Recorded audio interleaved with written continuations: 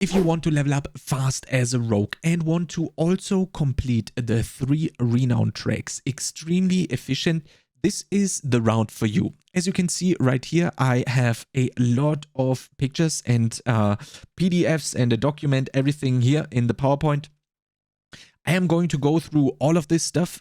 Some things need a lot of explanation, so stick with me here throughout the video. You will have timestamps down below for each of the slides, so you can always come back and re-listen to something here. But let's start with going through this. Now, this first slide is the only thing that I haven't changed at all. Probably the thing that you have seen the most when you are looking for a speed leveling route, which is incorporating events and Seller and Nostrava Deepwood here. The blue line is always the line that you want to follow, always. There is just one exception, and this is only on this slide. When you want to follow the yellow line is only if we are going to be level 7 whenever the season launches, which is going to probably be the case because you will be able to claim the Renown in all of the zones, therefore getting experience and therefore ending up at level 7. So be cautious here. If it is the case that we are level 7, we skip event 1 here and go straight to the waypoint, do 3, 4, 5, and 6. 5 being a seller, which we check for a good event. One of the 4 that we want is Last Stand. It's the Wandering Soul. We want a cursed chest, and we also would like a cursed healing well. And then we go into Nostrava Deepwood here. The next slide is already optimized from what is out there probably, and it's a little bit min-maxed in terms of renown. We don't get these waypoints here anymore. So after you've done Nostrava Deepwood, you are instantly going to teleport from Nostrava Deepwood into Seriga. There you can sell your stuff or salvage your stuff. And then you go to the event at number 2, at number 3, at 4, 5, 6, 7, the waypoint at 8, and then you go and do the event at 9 and get Blade Dancer's aspect here in Jalal's Vigil at number 10. Here in Jalal's Vigil, you need to make sure that you hit level 15, so because the next step is going to be your class quest. Then after you have done the class quest, you are instantly going to teleport to Zabinset in order to get to the dungeon right here, which is going to provide us with disobedience. On the way, you are going to take this waypoint right here. You have to be careful though here on hardcore. In the little part from here to here, the mobs will be level 35. So since you will be around level 16 or maybe 17, something like this, that it's a little bit dangerous, but it just sounds like this. I was able to do the run from Zabinset up until to the zone switch, basically, where it turns from level 35 to 20.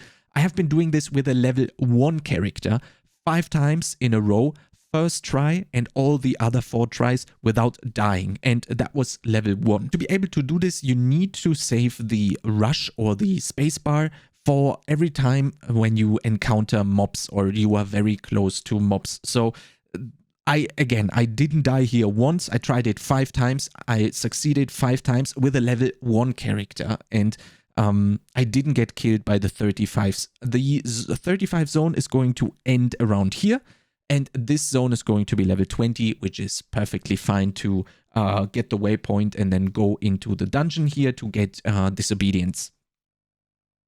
Then next up, you are going to teleport to Seriga again and then go to the Old Stones dungeon right here to get Edge Masters. When you are done with this, you again teleport out of there instantly to Ket Bardu and then make your way over to Dark Ravin in Dry Steps to get the Might aspect. Next up, again, back to Seriga. You do this to get your Cheats aspect here in the Luban's Rest in Skosglen, and you do this because of the in this order because you want to, especially in hardcore, you want to get your disobedience, then you want to get your offenses with Edgemaster, and then again a little bit defensive stuff with Might.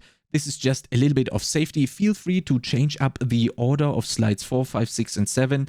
And 8 as well if you are on softcore. But again, this is primarily aimed at hardcore players. Therefore, this route is incorporating safety and valuing the safety factor quite high.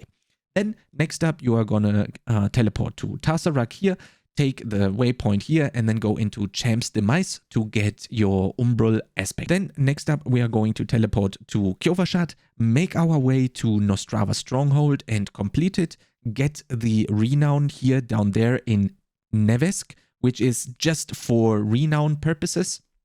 And then you're going to teleport back to Kyovashat. You are going to finish or start and almost instantly finish the quest Raising the Spirits, where you just cheer at the training soldiers here. You do this to get more herbs, and you also need the 20 Renown that you get from it to be able to get to 3 Renown in Fractured Peaks. But again, 2 birds with 1 stone. Basically, you get a lot of herbs and you get the Renown that you need. And then you make your way over here to Bear Tribe's Refuge, which we are going to need later on during the route. And it's going to make the running a little bit easier. And last but not least, before we start Giga farming, we are going to TP here to Tirmair and are going to finish the Mordane Sludge Stronghold. And then you are going to end up at around 23 to 25, depending on how many elites you had and killed and how much trash mobs you killed, basically.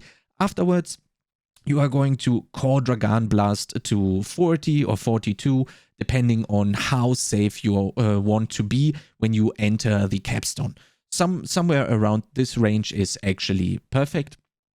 And I will have a Core Dragon video up for my reason why I choose Core Dragon above Temple of Rot, because a lot of people are talking about Temple of Rot and farming Temple of Rot, which is on paper, I think even 50% better with experience per hour or experience per run, whatever, in comparison from Temple of Rot being 50% better than Core Dragon. But the thing is, on Core Dragon, I can do it extremely fast because I have been doing this to level all my hardcore characters in there with basically the same route on World Tier 2.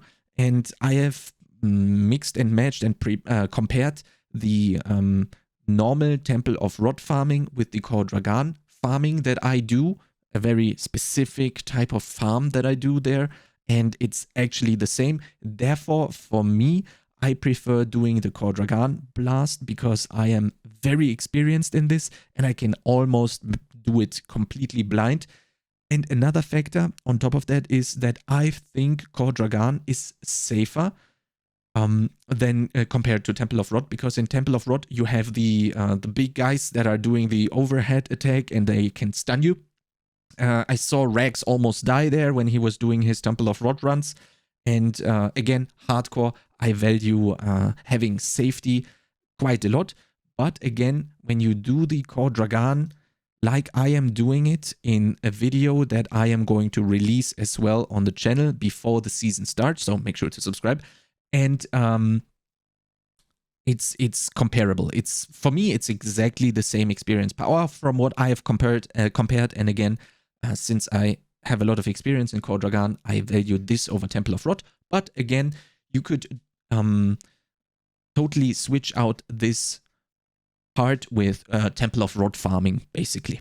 Then, after you have hit 40 or 42, you are going to get the Vengeful aspect right here, which is going to be in Inferno in Kyrgyzstan.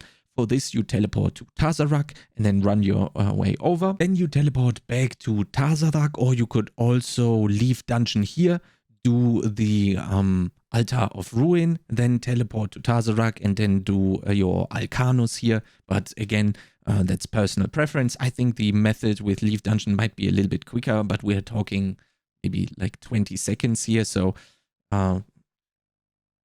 choose whatever fits you best. Again, after doing the Inferno here, the route says teleport back to Tazarak, get Alcanus, then get Altar of Ruin here. But again, you could, after finishing Inferno, you could also leave dungeon, do that stronghold, teleport back, and then do that stronghold. But that's like giga min-max here. Feel free to do whatever you want. Then next up on slide 14, you are going to teleport to Zabinset. When you are done with all of this stuff, you are going to clear the Crusaders Monument here, take the Vegenhani or whatever waypoint here, clear the Ahriman's Pyre over here, and then teleport back and run down and only get the waypoint here at Ruins of Rakahit to get the Renown that we need here. Then in my route, I am finishing Temple of Rot next, but if you chose Temple of Rot over Kordragan, you're obviously going to finish Kordragan instead. Then you should be around level 46, and then we're going to teleport to Bear Tribe Refuge, the waypoint that we've gotten earlier, and then making it a little bit more efficient to running to Korvala Ramparts here to get our Blast Trappers aspect. And then as a last step before the first capstone dungeon, we are going to teleport to Ket Badu and then farm Onyx Watchtower until we feel ready for capstone 1. Level wise, you are already going to be around level 46. We do Onyx Watchtower here because Onyx Watchtower gives a lot of items. In Rex's video, I saw 9, and that kind of mirrors what I have seen. I haven't really pinpointed the items and how many I've gotten, but you get a lot in Onyx Watchtower. That's why I moved it to before the capstone dungeon 1. So that we can gear up as much as possible before the first capstone dungeon. Again, this is mainly for hardcore. For softcore, you can mix and match it a little bit how you like it. And then next up, we are going to do the first capstone dungeon, obviously. Then as we enter World Tier 3, and we are going to be very, very weak, we are going to do the Tree of Whispers and all of the objectives there. On our way towards the objectives, we are going to do the events until we feel ready for Nightmare Dungeons. Then we are going to spam Nightmare Dungeons until we are ready for the second capstone, going to do the second capstone, and then when we enter the World Tier 4, we are again going to do Tree of Whispers objectives combined with the events to maximize experience, and then we are going to jump into Nightmare Dungeons until we are level 100, and then we are hopefully done and ready with our first character. And yeah, I'm really curious how this is going to work out. The route is very, very tested and fairly optimized. This is what I am going to be starting with on hardcore. I am really curious if you guys have something similar. If you are going to use it, please let me know down in the comments below if you are actually going to use this as a rogue. For other classes, feel free to swap out the parts where we are going for the rogue specific aspects here. I think it shouldn't really be a big problem. We do have a lot of general stuff, like you can keep Disobedience, Edgemaster, Smite. You probably are going to swap cheats. You're probably also going to swap out the Vengeful here. But again, you can figure this out on your own. It's not really that much to be able to change this from class to class. Again, please let me know down in the comments below if you are going to use this, because I put a lot of effort into this and I'm really curious if people are going to use it. You can find the links to the PDF and also the PowerPoint document down in the description below. And I've optimized the PowerPoint to be on the second monitor, on the half of the second monitor. So you will see that the scaling or the fitment is a little bit different there. But yeah, again, it's all uploaded there for you guys to change it however you guys need it. And yeah, if you like content similar to this and want to help out the channel, please subscribe to the YouTube channel, and I'll see you next time.